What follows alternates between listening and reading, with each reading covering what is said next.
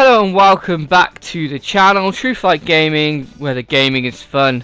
Another episode of Final Fantasy VII Remake. Yeah guys, in this episode I'll be explaining how to beat the Hell House.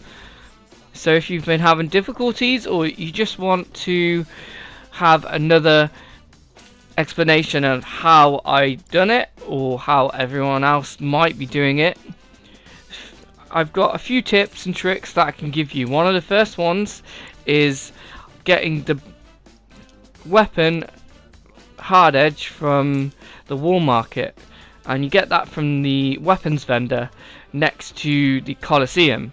It's on the left hand side, so you can't miss it. There's a few different things you can get from here. You can get quite a lot of accessories and they're quite expensive, so if you can't afford any of this, don't worry, you don't need them currently to beat this bit in the game. Now after you've got the hardedge, which costs 2,000 gil, which you can sell some of your old gear, you can then get number 2. But first I'm just going to explain what happens.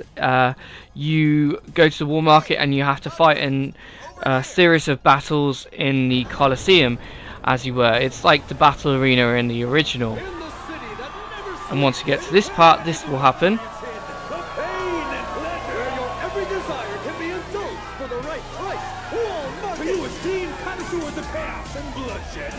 We bid you the warmest of welcomes. Are you sitting comfortably? For tonight, the most gruesome spectacle anywhere in Walmart or beyond shall be yours to witness, here in the Coliseum!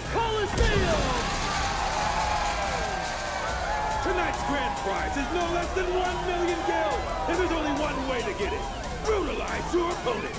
Thoroughly and utterly. Viciously. Without mercy. Until they vomit blood. Only the most ruthless fighters, the savages still standing here at the end, shall claim the gil and the glory. And now, the long-awaited event in which the Blood-Star Beast will battle for your amusement in the corner! Warriors of every shape and size will fight to the death before your very eyes. And tonight, Tornado time!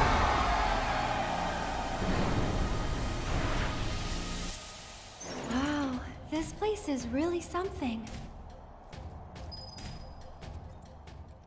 Right, so what we want to do is we want to come to this vendor. This is where you sit down in between fights. And what you want to do is buy the mega potions and the ethers and phoenix downs each round. And what you want to do is you want to save them up, because the first couple of rounds are relatively easy. What you want to do is try and use your high potions and try and save all your ethers, phoenix downs and mega potions for this battle.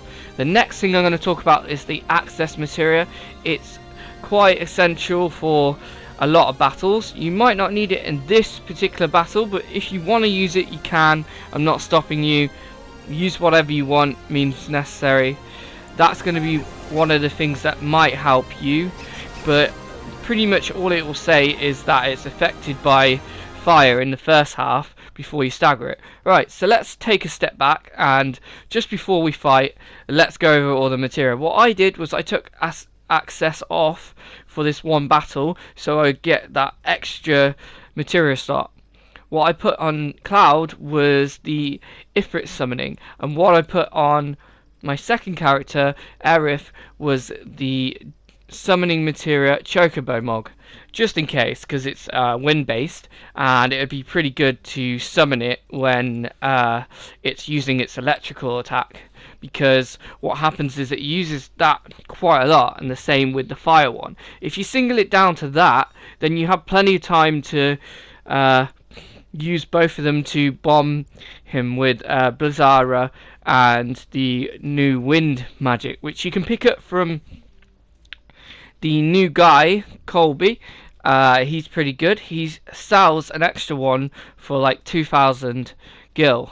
2,000, 3,000, I can't exactly remember, but anyway, the last part of this materia based thing is the poison materia. You can get it from Colby again. He'll give you one for pretty much free, and the second one you can get from any materia place. You can get that for 1,500 gil. Once you've got 2 of those and 2 wind, you're ready to go. And you got your 2 Blizzara, So you can do it that way, or what I've done is got fire, lightning, and block materia for the cloud there, and then what I've done is equipped him with a couple of others like ice, fire, lightning, and then for airieth I've given her ice, lightning, wind, and poison. So then I have the poison for her, and I have the other bases cleared by cloud. So once I've done that, I'm pretty much ready to go, and I have everything else. For your armor and things like that, you can use whatever you have. It's quite expensive to get the other pieces of material. You can go ahead and try and do it, but if you're trying to do it quickly, you don't actually need to go through the game and try and grind. I think what they've been trying to do is make it so whoever hasn't actually come into the game can actually come and play it and be relatively new and just play it.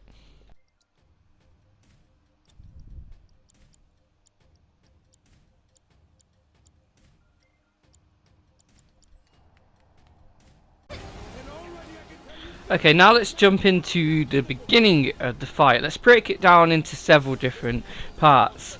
As you can see, he's fire based at the moment, so you want to hit him with Blizzard or Blizzara. And what he'll do is he's standing at the beginning of the fight, so it makes it quite easy. He'll fire these kind of fiery bucks at you. You can dodge, block, or you can roll.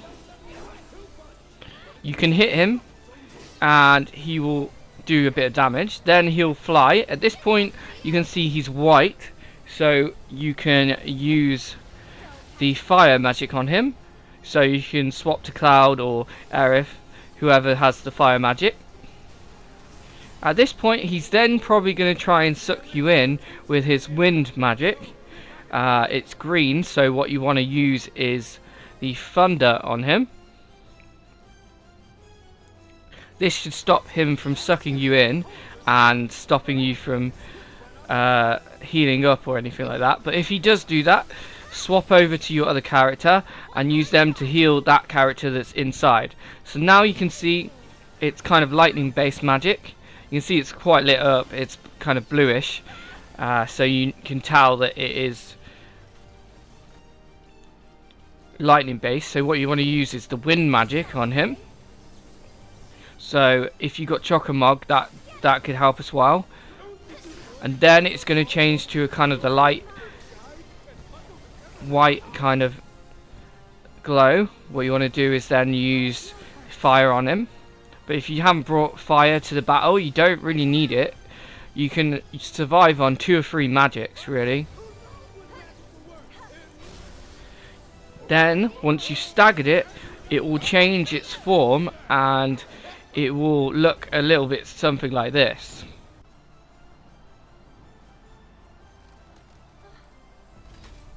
Ladies and gentlemen, what is happening? What the? Look out!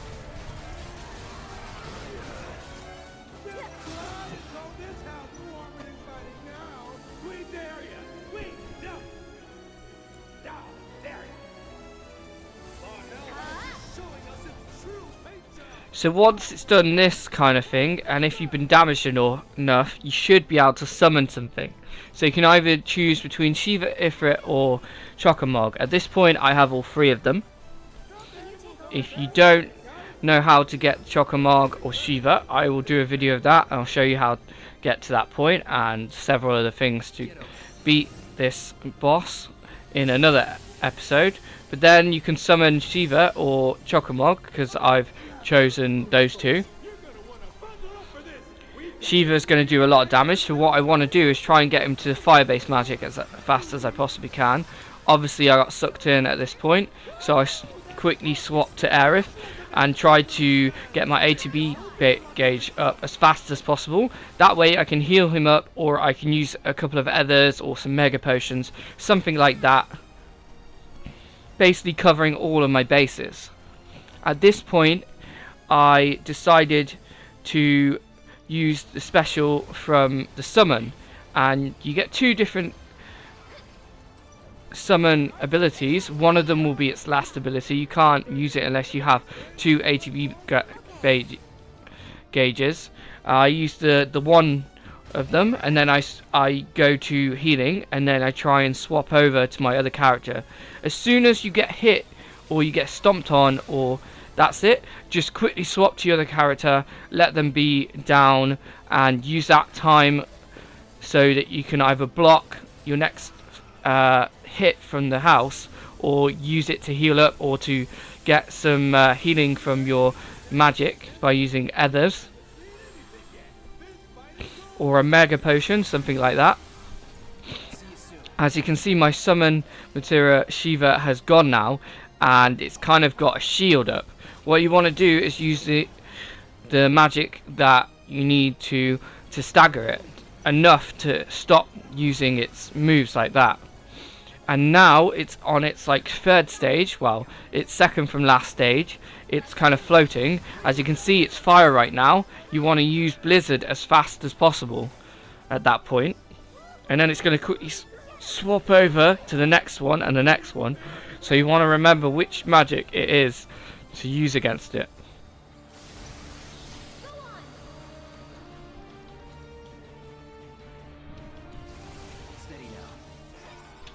As you can see, it does this running attack. What you want to do is run as fast as you can, or roll, or block. Something like that, depending on what it does. It has some arms. You can do damage to it. I did try it several times, but it didn't really work to my advantage. I decided in the end that the best thing to do is heal up, swap your character when you get hit or something like that. It's a lot easier, and it wastes as much time because you can quickly swap to that character and use the magic that you need to use, or you can get your ATB gauge up as fast as possible. Remember, you've only got 2 characters, so you've got to keep an eye on healing yourself up. Now, when it does these sorts of things, it's going to bombard you with like fire magic, or it's going to try and suck you in as fast as possible. Something like that. Swap as soon as that happens, heal up, and then carry on the fight. And at this point, you can see I've got both of my limit breaks up. What I've done is every time I get airieth limit break up, I use it as fast as possible, but not fast enough as if like I would use it when I'm healed up. I use it when I'm quite low, or like mid low, because airieth is really good at getting her limit break up, and what it does is it heals you. So if you didn't know that already, there you go.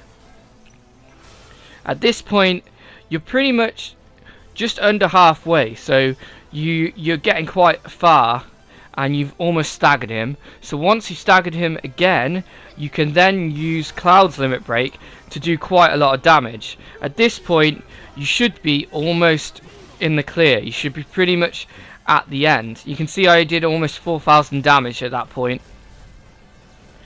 so that's pretty decent. So you're pretty much almost got to the end. It will then go into its final stage. It will fly using its kind of wings or knives at the top of its house thing, and it will fly around. Eventually, if you've done enough damage, it will come to the ground, and it will have basically no health. So that's when you can hammer it with magic, with anything. Don't worry about healing up. At this point, it's pretty much defeated. Just watch your ATB gauges and you should be good. So once you've done that, you should get the ending cutscene, and you should get the win. Thank you for watching, guys. I hope that's helped and cleared up anything that you needed to do. Again, you can use poison on him. I didn't know about this till afterwards, so again, if you wanted to replay it and use poison to see how fast it is, that's entirely up to you. It's probably going to be an easier way if you're trying to use the hard mode and get the hard mode trophy. That's probably what I'm going to use. But there you go, that's the win. I hope I've helped you all. Have a good day, stay safe, and I'll see you in the next one, guys.